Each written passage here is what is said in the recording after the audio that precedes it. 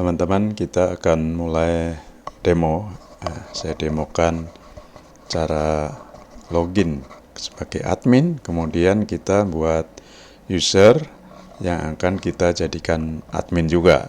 Jadi dalam organisasi biasanya admin tidak hanya satu orang ya. Jadi untuk jaga-jaga biasanya atau ada pendelegasian wewenang ya. Misalnya admin utama adalah manajer SDM misalnya, maka manajer SDM dapat menugaskan staff atau supervisor bagian IT atau bagian sistem informasi misalnya, itu yang juga menjadi admin untuk sistem informasi SDM.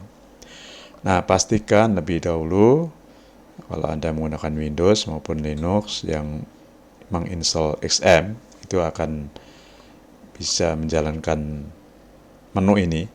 Jadi bitnami stack ya, ini saya nginstallnya waktu itu Orange satu paket dengan SAM, tapi bisa juga terpisah ya. Di video sebelumnya Anda bisa menginstall secara terpisah SAM baru kemudian Orange.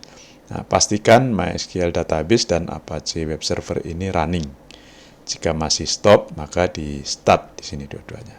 Nah, setelah dua-duanya running, kita login dengan ketikan localhost di browser atau 127.0.1.1. Ya, ini menggunakan port 80, jadi tidak perlu ditulis 80. Nah, atau localhost ya, kalau sudah biasa menggunakan localhost. Nah, kalau kita ingin langsung masuk ke Orange, berarti ketikkan Orange is RM. Kecuali Anda menginstall dengan cara lain ya. Jadi kalau menggunakan bitnami sekarang defaultnya seperti ini alamatnya ya. Localhost _Orange SRM. Aku tekan enter. Kalau melalui menu localhost nanti ada application, kemudian klik Orange. Hampir sama ya. Lalu login sebagai user ya. Kalau ketika Anda install menggunakan adminnya user, ketikkan user. Kalau waktu install adminnya diubah menjadi admin, ketikkan admin. Lalu password ya. Mudah-mudahan tidak lupa Anda ya, password. Misalnya saya menggunakan passwordnya adalah admin 123. Nah, ini adalah tampilan admin ya. Untuk membuat user baru pertama, karena kita belum belajar tentang struktur organisasi, kita belum mengatur pegawai ya, kita baru memahami data-data pegawai. Nah, nanti prakteknya setelah ini pada sesi ketiga atau topik ketiga. Jadi topik kedua ini memastikan instalasi sukses, kemudian kita menambahkan user satu saja sebagai admin. Masuk ke menu PIM. Lalu di sini ada submenu ya, di PIM itu add employee. Ya, add employee, kemudian tambahkan satu. Karena ini menjadi administrator, boleh saja ya namanya administrator ya, atau nama salah satu karyawan. Nanti bisa dibuat lebih dari satu. Yang harus ditulis adalah first name dan last name. Kalau namanya tunggal satu kata, maka isikan sama first name dan last name. Atau last name-nya itu nama samaran ya, nama tambahan atau nama jabatan, boleh saja. Tapi defaultnya, resminya nama first name dan last name adalah dua kata yang berbeda. Jika sama, ketikkan sama ya. Jika hanya satu kata ya, administrator misalnya.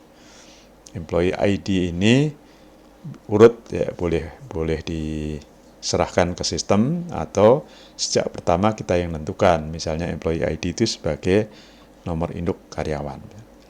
Untuk latihan pertama ya kita bisa serahkan kepada sistem aplikasi ini untuk menambah secara urut nanti satu persatu. Kita tidak perlu nambahkan foto dulu. Nah, yang penting di sini nih, create login detail harus ditandai. Artinya user yang kita buat ini langsung bisa login. Ya, login. Dengan apa? Jadi kalau belum ada user admin, kita buat user admin di sini. Jadi ini demonya. Kalau user admin sudah ada, ya kita buat misalnya administrator atau sysadmin, ya. Atau nama karyawan yang jadi admin boleh juga ya. Intinya user pertama ini jadi administrator sistem informasi SDM ini. Nah, passwordnya supaya tidak lupa boleh disamakan admin 123. Ini kan harus minimal 8 karakter ya. Karakter. Kalau ingin bagus tidak mudah ditebak, itu gabungan angka dan simbol, huruf besar dan kecil dan sebagainya. Tapi sekali lagi untuk latihan kita buat mudah supaya tidak lupa ya. Nah, ini harus di enable ya, statusnya di enable. Jadi dia baru bisa login sebagai user biasa di sini. Tidak ada pilihan untuk jadi admin, ya kan? Hanya enable bahwa dia bisa login. Nanti langkah kedua kita ubah administrator ini sebagai admin. Oke ya, kita simpan lebih dulu. Simpan. Nah, setelah di save, kalau ingin mengubah dia menjadi admin, maka memasukkannya melalui admin ya. Menu admin, di sini ada user management, kemudian masuk ke user ya. Admin, menu user management, sub menunya user. Hanya ada satu sub menu di admin user management ya, user. Nah, perhatikan di sini saya sebelumnya pernah buat user uji coba ya sebagai ESS, user biasa, sebagai karyawan biasa. Nah, administrator ini kan ESS artinya karyawan biasa. Jadi user role SSS itu employee self-service. Jadi karyawan biasa yang bisa mengedit data, mengajukan cuti, dan lain-lain. Nah, sekarang tugas Anda, tugas latihan kita ini mengubah administrator ini. Kita klik ya, mengubah role-nya menjadi admin. Caranya gimana? Klik edit. Nah, klik edit. Kemudian ubah ESS-nya menjadi admin. Ya, ESS-nya menjadi admin. Jangan lupa di save. Kalau ingin mengubah password juga, nah, klik ini, change password. Tapi jika passwordnya tidak ingin diubah, kosongkan, lalu klik save.